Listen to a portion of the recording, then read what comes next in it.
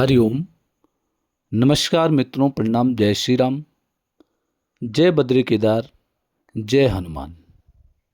मित्रों, एक बार पुनः आपका स्वागत करता हूं अपने इस YouTube चैनल पर, जहां पर कि मैं आपको ज्योतिष से संबंधित, अध्यात्म से संबंधित छोटी छोटी और महत्वपूर्ण जानकारियां उपलब्ध कराता हूं।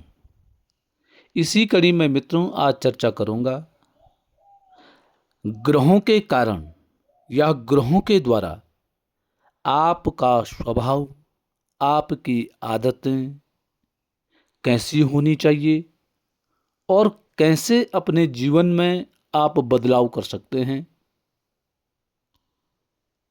कैसे अपने आप स्वयं को व्यक्ति सुधार सकता है। इन सब विषय पर विस्तृत से चर्चा करूंगा। तो वीडियो प्रारंभ करूं इससे पूर्व आपसे आग्रह है, यदि आपने अभी तक चैनल को सब्सक्राइब नहीं किया है तो चैनल को सब्सक्राइब जरूर करें, वीडियो को अंत तक देखें और यदि ठीक आपको लगती है तो वीडियो को शेयर जरूर करें, अन्य लोगों तक भी भेजें। साथ साथ में मित्रों लाइक और कमेंट के माध्यम से आप वीडियो का समर्थन कर सकते हैं। तो मित्रों आओ सीधा चर्चा में चलते हैं। ग्रह बताते हैं कि आपका असली स्वभाव क्या है। ज्योतिष मित्रों एक ऐसा ग्रंथ है जिसमें कि यदि हमारा समय ठीक है, जन्म समय हमने ठीक अंकित किया है, तो ज्योतिष हमारे पूरे स्वभाव, पूरा भविष्य तय करने का काम करता है। अब मैं आपको बताऊंगा, आप जन्म कुंडली अपनी खोलिएगा। सबसे पहले बात करते हैं बृहस्पति ग्रह के बारे में। बृहस्पति ग्रह जिन भी जातकों का लग्न में, छठवें भाव में, 10वें भाव में और 12वें भाव में यदि बैठा हुआ है, जिन भी जातकों का 1, 6, 10, 12 इन 4 भाव में जिनका बृहस्पति ग्रह बैठा होगा, तो ऐसा जो व्यक्ति होता है इतना उदार स्वभाव का कि दुश्मनों की भी मदद करने से पीछे नहीं हटता है। यदि ऐसे व्यक्ति की एक पहचान क्या होती है कि कोई दुश्मन है और दुश्मन भी मदद के लिए यदि उससे गुहार लगाता है तो ऐसा व्यक्ति उसकी भी मदद करने वाला हो जाता है। कहने का तात्पर्य है कि व्यक्ति का जो हृदय है बड़ा उदार हृदय वाला होता है। शरणागत की रक्षण करना, जो आपकी शरणागति हो गया है उसका रक्षण करना ऐसे व्यक्ति का स्वभाव हो जाता है।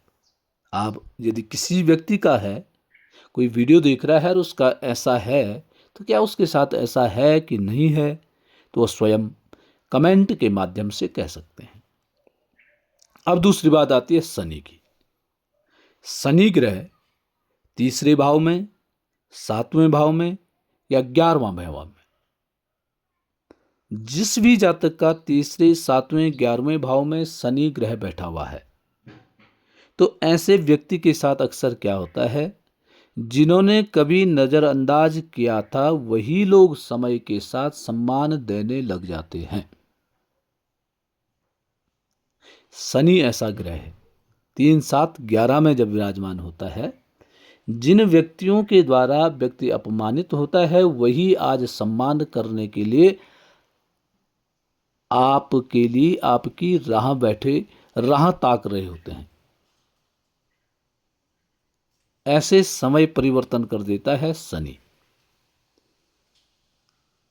ठीक है, कहने का तात्पर्य यह है कि 3, 7, 11 भाव में जिनका शनि ग्रह बैठ रखा है, तो ऐसे व्यक्ति को निराश नहीं होना चाहिए, हताश नहीं होना चाहिए। जो व्यक्ति आज आपसे दूरी बना के रखे हुए हैं, वही व्यक्ति आपको मिलने के लिए आपसे अपॉइंटमेंट लेंगे।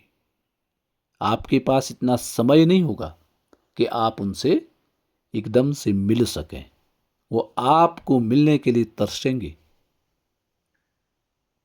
इसलिए शनि वाले व्यक्ति को धैर्य और इंतजार करने की आवश्यकता है। मंगल मंगल ग्रह यदि लगन में बैठा है या चौथे भाव में बैठा हुआ है या आठवें भाव में बैठा हुआ है, 1 4 8 में यदि मंगल ग्रह बैठा हुआ है, ऐसे व्यक्ति को गुस्सा अगर काबू में न हो तो अपने ही लोग आहत हो सकते हैं। ठीक है।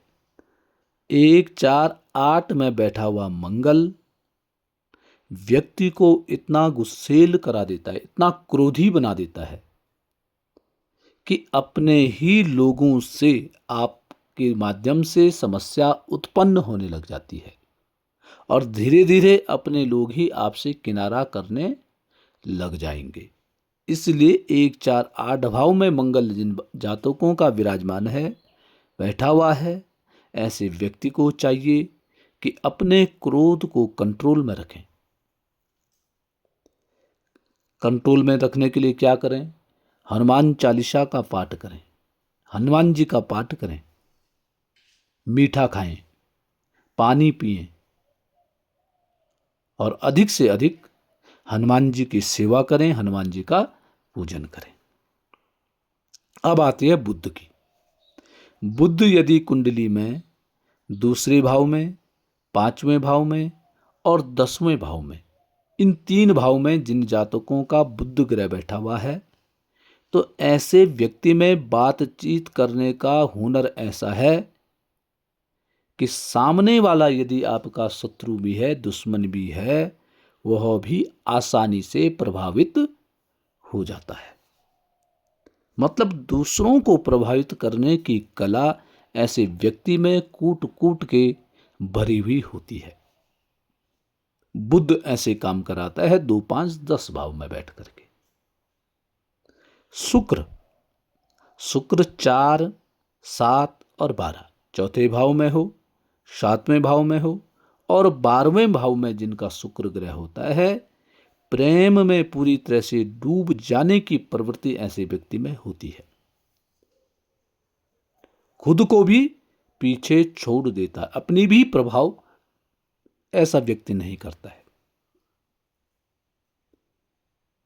अपने को भी काबू में ऐसा व्यक्ति नहीं रख पाता है। मतलब प्रेम करेगा तो उसको पाने के लिए भरपूर प्रयास करेगा, चाहे वो उसका प्रेम ठीक है चाहे गलत है, परंतु हमेशा उसके पीछे भागता रहता है। राहु की बात करेंगे तो राहु तीसरे भाव में, 6वें भाव में, 11वें भाव में जिन व्यक्तियों का राहु बैठा हुआ है, ऐसे व्यक्ति जोखिम लेकर के आगे बढ़ने की हिम्मत रखते हैं। परंतु कभी कभी क्या होता है, गलत दिशा भी चुनने का खतरा ऐसे व्यक्ति में होता है। गलत मार्ग पे जाकर के भी अपने को सही सिद्ध करने की कोशिश ऐसा व्यक्ति करता है।